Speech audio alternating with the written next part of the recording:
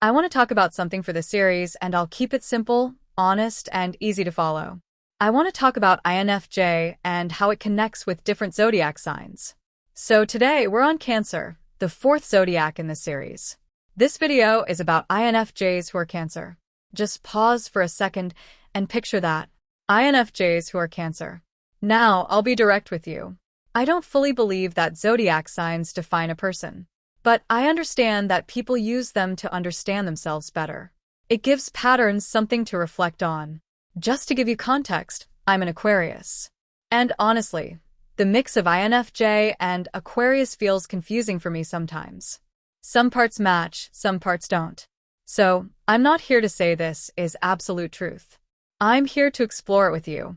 And like I've said before, personality type does not decide if someone is good or bad. Zodiac signs don't either.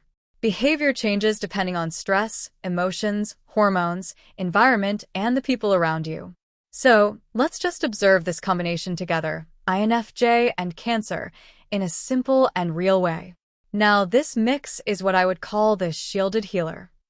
You're combining a very deep personality with a very emotional and protective energy.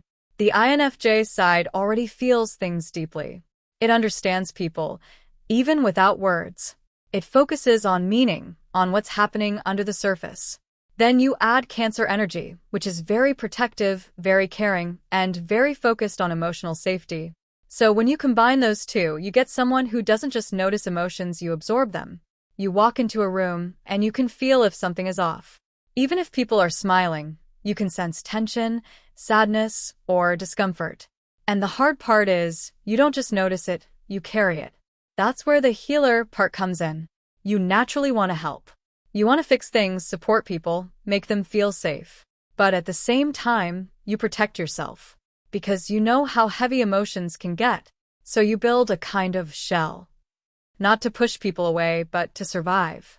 People may see you as quiet or hard to read at first.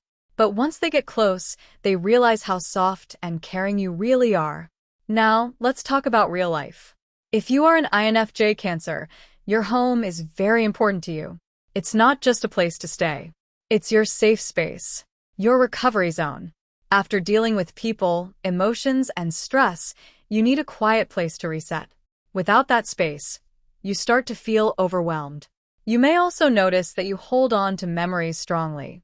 Old conversations, past experiences, even small moments, they stay with you. This makes you loyal. You don't forget people easily. But it also means you can hold on to pain longer than you should. You remember how something felt, even after a long time, and that can make it hard to move on. In communication, you are not loud, but you are felt. You don't need to talk a lot to make an impact. Your presence feels calm, safe, and warm. People open up to you, even when you don't ask. You listen well. You understand without judging. But here's the challenge. You don't always say what you feel.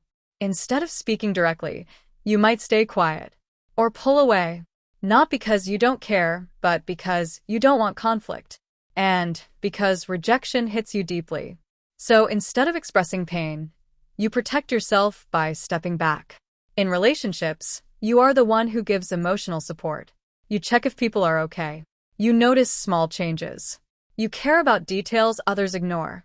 You give time, energy, and attention.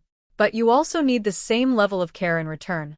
You need someone who understands your sensitivity, not someone who dismisses it. Because when your effort is not returned, you slowly shut down. Not loudly, not dramatically, just quietly. And once you fully close off, it's very hard to open again. So, what's the real lesson for this combination? You need boundaries. You can care about people, but you can't carry everything for them. You can support, but you don't have to fix every problem. Your energy is not unlimited. And protecting your peace is not selfish. It's necessary. You also need to learn to release the past. Not everything needs to stay with you.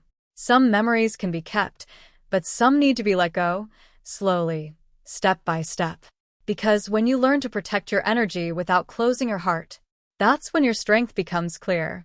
You become someone who can care deeply without losing yourself in the process. And that is a quiet kind of power. Thanks for watching.